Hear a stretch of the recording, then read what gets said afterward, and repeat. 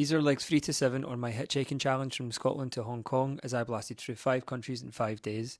I started by taking the ferry from England to France. Arthur, this guy, gave me a lift all the way, which was so nice, and he dropped me off in Ghent. I was in Ghent for 24 hours and the weather was spectacular. It was like summer, even though it's only spring, and it was a beautiful city, but it was a brief stop, and before I knew it, I was on the road again. I headed for the Netherlands, where I seen lots of windmills, and I reached Eindhoven. Again, a very brief stop, but a very cool city, and I had to get a hat because actually it was so sunny that my head was getting burnt. Spent lots of times by the side of the road like this, and then eventually, after many, many hours, I reached Cologne. Cologne was the biggest city I visited since London, and it felt a little bit crazy and busy, but it was really nice to be back. I'd been a few times before, so I was quite familiar. Again, it was quick. I was back on the road as I headed for Munich. This was a long part of my journey, but I did make it in good time.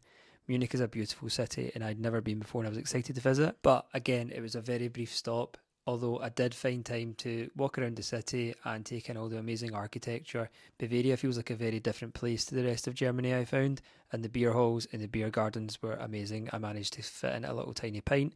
And then there were the parks like this one, the English Garden. I don't mean to seem like I'm over exaggerating when I'm saying this, but I think that this park is my favourite of any city park I've been to in the world. I was sad to leave because there was a big trade fair that made everything really expensive in Munich, but before I knew it, I was back on the road towards Salzburg in Austria.